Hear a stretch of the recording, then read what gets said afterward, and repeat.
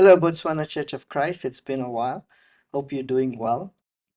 Here's the next video in our series on creating content for facilitators for the upcoming talk shop, training and handling God's Word to grow in faith and life. Because it's been a while since we made these videos, I just wanted to do a quick recap before we continue with today's topic. Session one for day one is how do you read your Bible?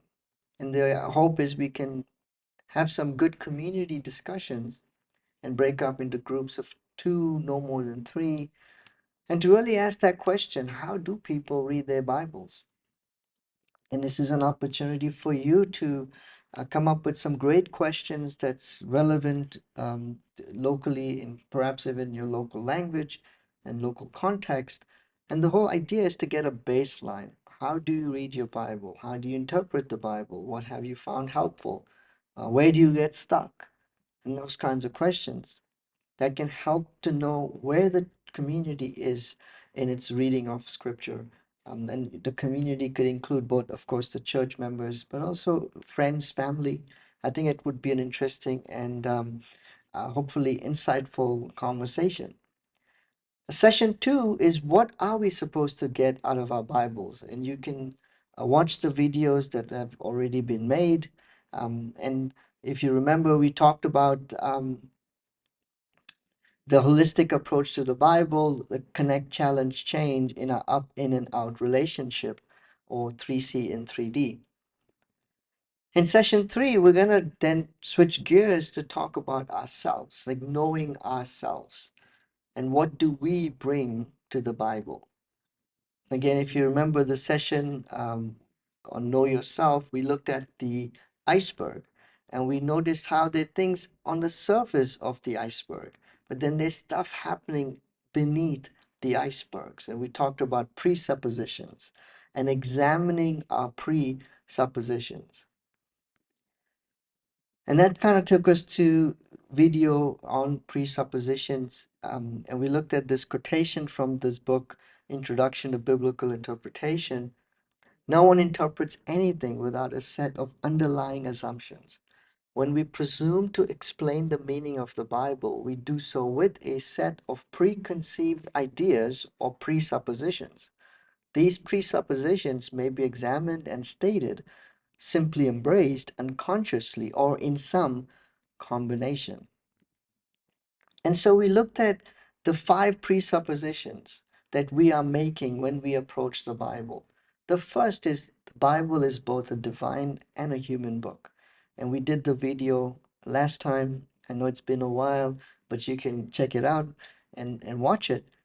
And in today's video, we're going to talk about the Bible being authoritative and true. And specifically, we're going to focus on the authoritative part. That way, this video is not too long for you to watch. And next time, we'll look at that presupposition the Bible is true. So let's talk about the presupposition that the Bible is authoritative and true. What does authoritative mean? I had someone say to me, this person doesn't really live according to the Bible. And maybe you have heard that expression be used yourself. Maybe you've said it. I know I've used it sometimes, like, oh, yeah, this person doesn't really follow the Bible, doesn't live according to the Bible.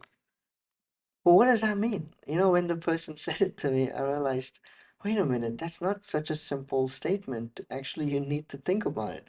For example, it's a good thing sometimes when someone doesn't live according to the Bible. And you're like, wait, what? How?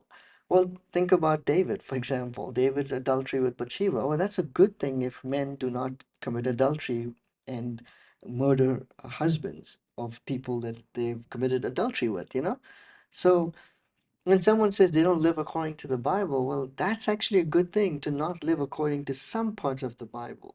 But then there are parts of the Bible we should live according to. And so then that becomes a question as to, well, which parts do we and which parts we don't? And then, of course, the bigger question is all of Scripture then has authority? And if so, in what way does it have authority? So this question of authority is actually a conversation, I think. I think it's helpful. But the presupposition is that the Bible does have authority. And now we're trying to figure out, what does that mean? What does that look like? Now, I'm not sure if what I said is controversial for you. I'd love to hear your thoughts. I'm not saying the Bible doesn't have authority, just to clarify. And we'll get to in a minute, the Bible is God's word. But what I am putting forth before us, and something that maybe you have to think about, and again, correct me where I'm wrong, but I think as a community to actually unpack that, I think it could be more beneficial. The Bible does have authority. What does that mean? And how do we practice that in real time?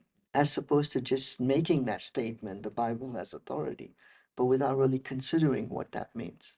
So hopefully that makes a sense. Hopefully it's helpful. But let's look at the scripture we're familiar with, 2 Timothy 3:16. All scripture is God breathed. So obviously the Bible has authority. All scripture is God breathed and is useful for teaching, rebuking, correcting, and training in righteousness, so that the servant of God may be thoroughly equipped for every good work. So, again, here's the great scripture on reminding us all scripture is God breathed and is actually useful for teaching, rebuking, correcting, and training. The scripture has authority, and the scriptures are useful. And so, again, back to the example of living like David. Well, the scripture actually teaches us not to do that. The scriptures rebuke us to not do that. The scriptures correct us to not do that. Scriptures train us so that we can actually live faithfully to the Lord. That brings me to the next scripture in Matthew 28:18. Here we see Jesus came to the disciples and said, "All authority in heaven and on earth has been given to me." Now, notice what Jesus doesn't say. He doesn't say all authority in heaven and on earth has been given to a book. And this is actually kind of important to keep in mind, that Jesus says all authority in heaven and on earth has been given to him. And so when we make the presupposition that the Bible is authoritative, what we are saying is the Bible is authoritative because Jesus is the one who gives the Bible its authority. Look at 1 Thessalonians 4, verse 2. To the church in Thessalonica, this is what the Apostle Paul writes. He says, "For you know what instructions we gave you by the authority of the Lord Jesus." So Jesus is the one who has authority, and the instructions he gives through the apostles and those who have written the Bible, then we receive that authority in the scriptures. Hopefully that makes sense.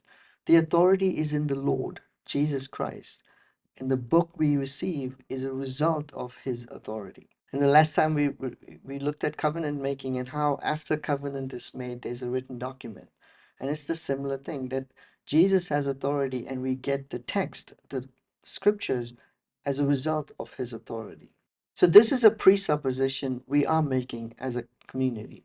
And hopefully as you unpack in the talk shop, the community can come to this conviction that all scripture is indeed authoritative. And so just like we made the presupposition that all scripture is both human and divine, we make the presupposition that scriptures is authoritative.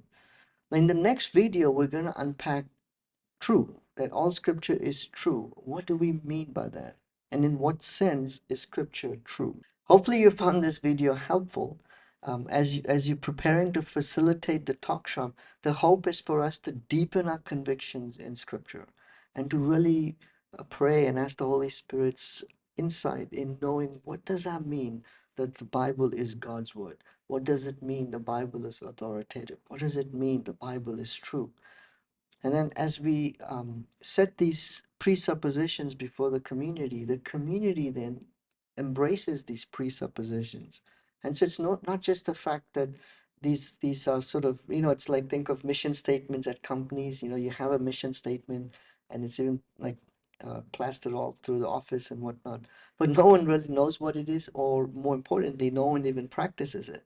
It's like out of sight, out of mind. It's just prominently displayed, but not really practically implemented. And we don't want that with the Bible. We don't want the Bible to be, in theory, God breathed and is has authority and is true.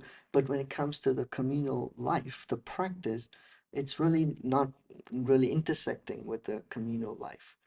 And so hopefully the talk shop can help us to nurture these convictions deeply into the community. Thank you for your patience, and it's been a long time, probably over a month, but hope to make the next video soon, in the next few days, and then the more videos can keep coming, and hopefully these videos are helpful in preparing you to have the talk shop whenever you decide to have it. Thank you, and God bless you.